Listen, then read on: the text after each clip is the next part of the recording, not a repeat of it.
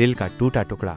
दिल्ली की भीड़ भाड़ से दूर एक शांत कोने में एक छोटा सा कैफे था, कैफे मोहब्बत। इस कैफे की मालकिन थी आयशा। आयशा की आंखों में एक उदासी थी जो उसकी मुस्कान के पीछे छुपी रहती थी। उसकी जिंदगी में एक अधूरा प्यार था, एक दर्द जो उसके दिल में हमेशा टीसता रहता था। आयशा की कहानी शुरू होती है कॉलेज के दिनों से। वह एक प्रतिभाशाली लेखिका थी और उसकी कविताओं में एक अजीब सी कशिश थी। उसका प्यार था रोहन। रोहन एक संगीतकार था और उसकी धुनों में एक जादू था।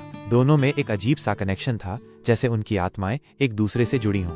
आयशा और रोहन का प्यार एक खूबसूरत गीत की तरह था, जिसमें भावनाओं की गहराई थी और एक अजीब सी कशिश। वे घंटों बातें करते, एक दूसरे के सपनों में खोए रहते और अपने प्यार को दुनिया से छुपा कर रखते। लेकिन उनकी कहानी में एक मोड़ तब आया जब रोहन को एक विदेश में संगीत की पढ़ाई करने का मौका मिला। आयशा खुश थी, लेकिन उसके दिल में एक डर भी था। उसे लगता था कि रोहन दूर जाकर उसे भूल जाएगा। रोहन विदेश चला गया और आयशा दिल्ली में ही रह गई। दोनों ने एक दूसरे को खत लिखे, अपने प्यार और अपने सपनों को बांटा। लेकिन समय बीतने के साथ दोनों के बीच दूरियां बढ़ने लगीं। रोहन विदेश की चकाचौंध में खो गया और आयशा दिल्ली की तन्हाई में सिमट गई।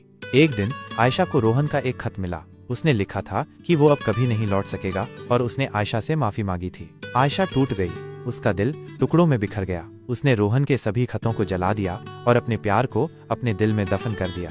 कई साल बीत गए। आयशा ने कभी शादी नहीं की। वो अपने कैफे में खोई रहती और अपनी कविताओं में अपने दर्द को बयां करती। उसकी कविताएं दुख और उदासी से भरी होती थीं, लेकिन उनमें एक अजीब सी कशिश थी जो लोगों के दिलों को छू जाती थी। एक दिन कैफे में एक नया ग्राहक आया। वह एक शांत और गंभीर व्यक्ति था जिसका नाम था विक्रम। विक्रम एक लेखक था और वो आयशा की कविताओं का बहुत बड़ा प्रशंसक था। विक्रम और आयशा में दोस्ती हो गई। दोनों घंटों बातें करते, एक दूसरे के दुख और दर्द को समझते। विक्रम ने आयशा को अपने दिल की बातें बताईं और आयशा ने भी अपने अधूरे प्यार की कहानी उसे सुनाई।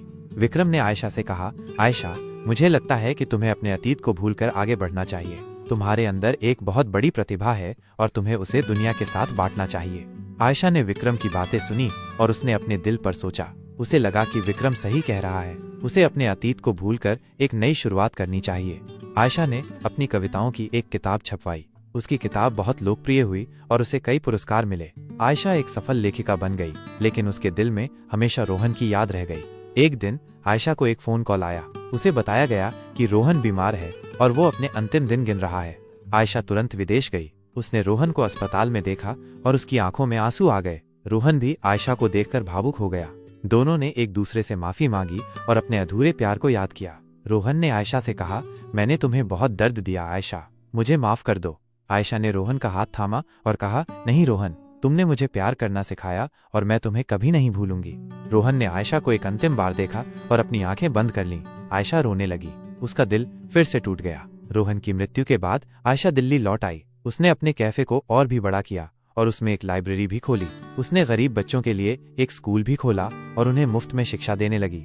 आयशा ने अपनी बाकी की जिंदगी लोगों की सेवा में समर्पित कर दी। उसने अपने अधूरे प्यार को एक प्रेरणा बनाया और अपने दर्द को दूसरों की खुशी में बदल दिया। दोस्तों, अगर आपको ये कहानी अच्छी लगी हो तो कृपया चैनल को सब्सक्राइब करें, लाइक करें और कमेंट करें।